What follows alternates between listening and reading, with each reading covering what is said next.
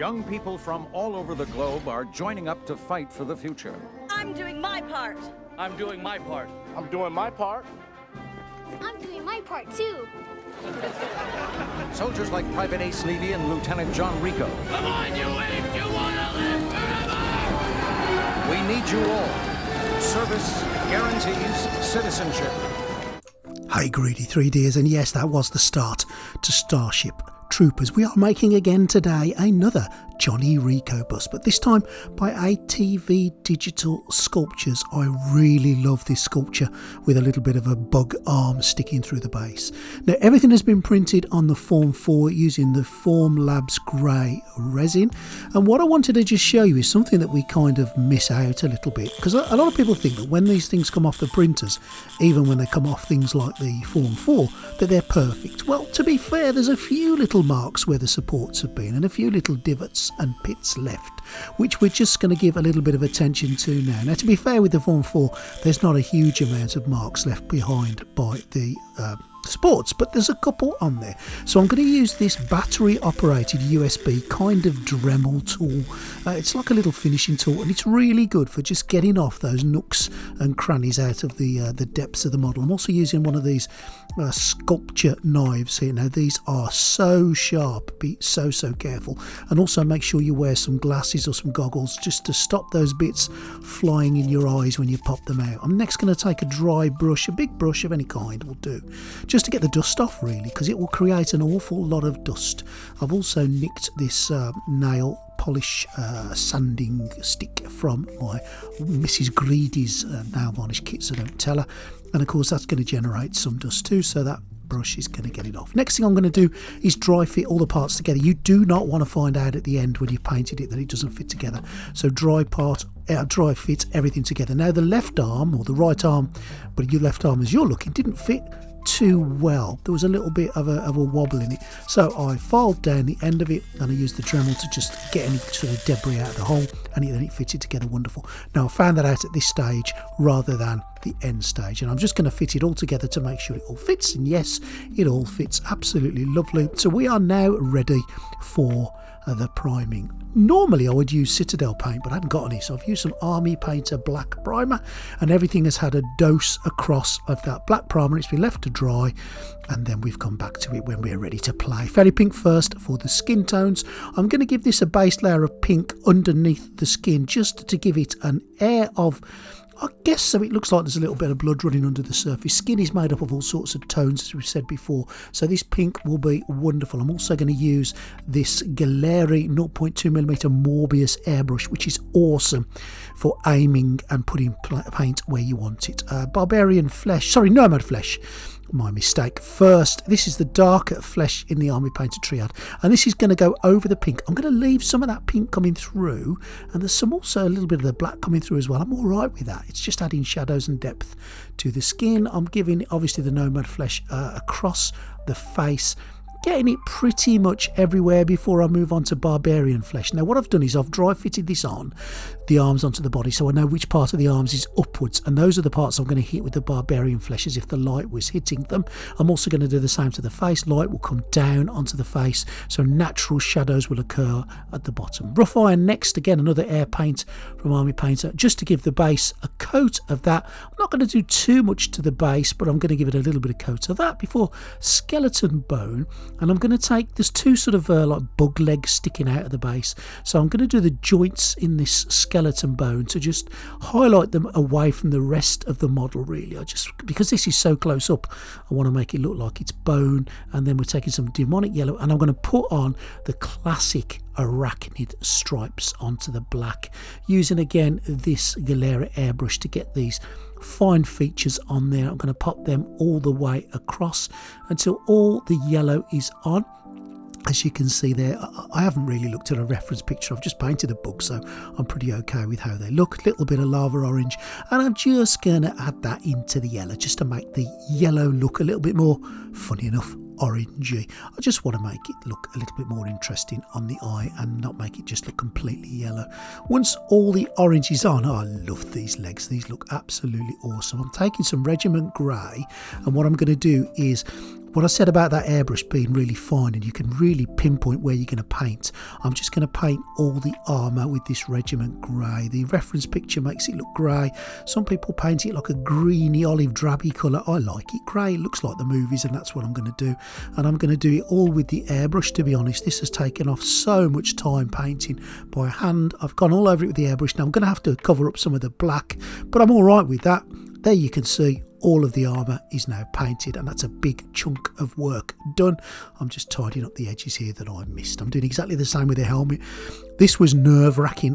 Rather than paint this by hand, I did this by airbrush, and I didn't think I got much on the skin, maybe a little bit. Now for the arms, you can see the veins in his arms, and I just want to make them stand out a bit. So I've done a whole video on this, but I'll elaborate just for you for a moment. Console blue is my choice colour for veins, and all I'm going to do is paint on a couple of the veins. I'm not going to do every single vein, but I'm just going to paint them on. Now you may be thinking, well, they look bloody ridiculous. They don't look like veins. They're sticking out too much. That contrast is too much there. Don't worry. Have faith. Trust the process. So painting on some of those veins, as I say, with a really fine brush and that console blue. I find less is probably more with veins. If every single vein was blue, it just wouldn't look right. So I'm just doing a couple of them, especially in the areas you're going to notice of the model. Now put that aside to dry, and I've took the regiment grey again on a little brush, and I'm just going to tidy up those edges that I missed before when I airbrushed everything. And that's now what Rico's head looks like. I think you'll agree skin tones look good. We'll do some more on that. The helmet looks good. I put a bit of black around the strap, around the chin, and a couple of other bits, and I think that helmet is pretty much done and dusted. I'm moving on to a bit of Proacryl Flesh Wash and a little bit of one of these rubber sponges, which I've ripped the end off to make it raggedy. And what I'm going to do is I'm going to paint on that colour first, get it all across my skin tones. Don't let this dry on there, so I'm going to do this in sections really, and I'm going to dab it off using that broken sponge, and that leaves a little bit of a mark down. It's pretty much how I do skin tones on the whole, and you can see the difference between the one on the left and the one on the right. Again, the veins are sticking out. I know, we'll come back to them, don't worry. Proacryl skin wash is going all across the face now too. Try not to get it all over your helmet, stick to it on the face really, get it into the depths and the crannies and the nooks of his face, and then use that sponge to dibby dab them all away. And that's what Rico looks like. It's not a vast difference, but you can see there's a little bit more rouge to his face. Now for the total top of the body, now all I've done is I've given a little bit of black across the straps, I've put some silver on the buckles, and I'm done. I'm not going to do any more to that at the moment. I might do a bit more finishing off in it later, as you'll see, but the guts of the work is done now. That didn't take long. Kislev Flesh, now a Citadel paint. I'm going to use this on a big old dry brush, and this is where the magic comes onto the veins. So what I'm going to do now is I'm going to dry brush across those arms, and what this will do is a couple of things.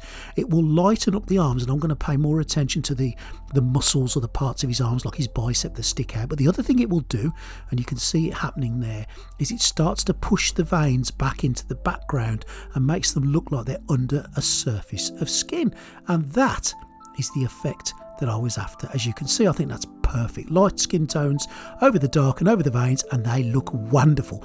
I'm absolutely chuffed to bits with that. I'm going to do the same with the Kislev Flesh just across Rico's face, concentrating on his cheeks, cheekbones and nose really. Any of the areas that stick out is just going to get a coating of this lighter skin colour, if you will, until everything is dry brushed across. And there you go. You can see those skin tones are looking absolutely fantabby-dozy. Wonderful. Next I'm going to take a little bit of red tone. I love this red tone. This has got a myriad of uses, and I'm just going to paint this on with no real care into his eyes and around his nose, etc. Take a bit of a drier brush and a bigger brush, and I'm detailing brush, and I'm going to push this red into the skin and away and merge it in. You do not want any lumps of red, so we want to add some shading and a little bit of coloration into his skin, so this red wash will do the trick. We're going to go around his eyes, his nostrils, his nose, etc. I'm also going to paint his lips in this red colour, just so you are aware. Those lips are going to get a coat of that red too. There it is around the eyes. Don't worry too much if it looks a mess. Just smear it out with your dry, flatter brush to merge it all in until that's the kind of effect we've got. What I'm going to do is the same again on his arms with this red wash. I'm just going to add a little bit into certain areas of his arms just to make his arms pop out with a little bit of a skin red blood under the surface kind of look. I'm not going to overdo it. I don't want to drastically change things, but as you can see there's just a bit of a darker hue of red in his joints of his arms, and that's done. Now for the face with Rico, I haven't showed you the whole process. I do faces pretty much the same. I'll talk you through it briefly. Pink tongue, a white teeth. For the eyes, base layer of white, a line of pink at the bottom and in the corners, followed by a line of red wash. Pupils for the irises for the eyes are black, then blue, then a dot, and he's done. I've done whole videos on skin tones and eyes, so I'm not going to bore you with the whole thing, but I think you'll agree that it looks pretty darn good. I'm pleased with how the eyes have turned out. The teeth look fantastic.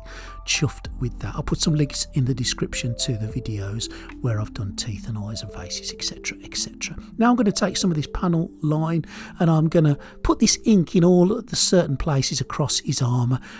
Again, you've seen me use this on pretty much every video I've ever done. This stuff is amazing. It just adds contrast and colour and adds age and depth and grottiness and grime to the model. So I'm just padding it out, I'm painting it on, I'm letting it settle into all the bits. I'm doing exactly the same with the armour, and I'm going to use one of those pads to just splat it around and move it around just to give the armour again that dirty feel. Painting some on the straps too. You get the gist. This stuff is universal. It's absolutely incredible. I mean incredible. Love it.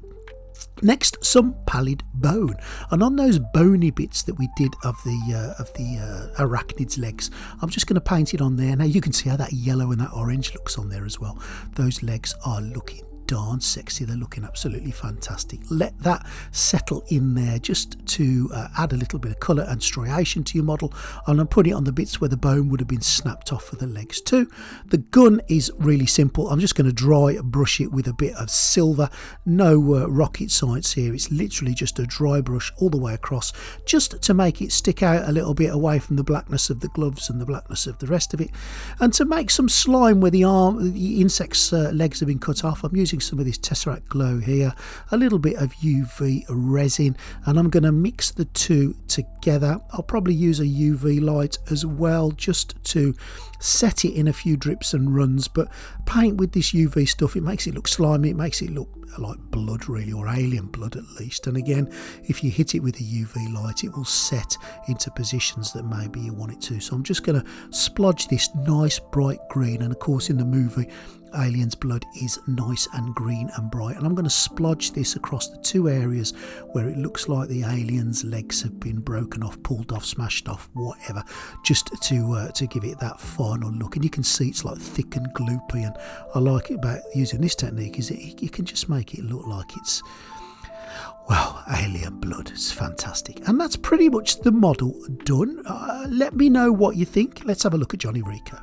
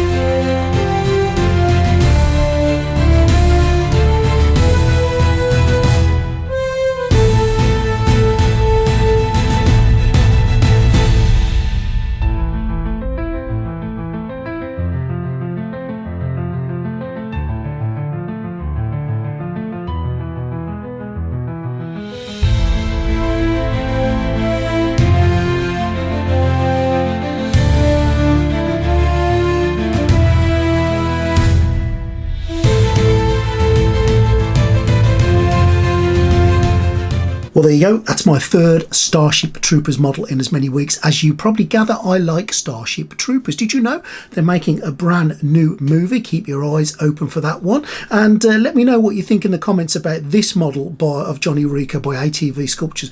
I think it's a wonderful, wonderful model. If you want to get hold of it, I'll put a link in the description. It'll take you to Gumroad. It's not an affiliate link. If you want to buy it, you can get it from there. Make sure you subscribe to the channel. Please think about joining the Greedy 3D Patreon. Thank you, Patreons. You guys are marvellous. And I will see you guys real soon next time. Please leave me a comment. Help that algorithm. Tell me what you think of old Johnny Rico. Good or bad, I'm happy to hear. Stay tuned. See you next time.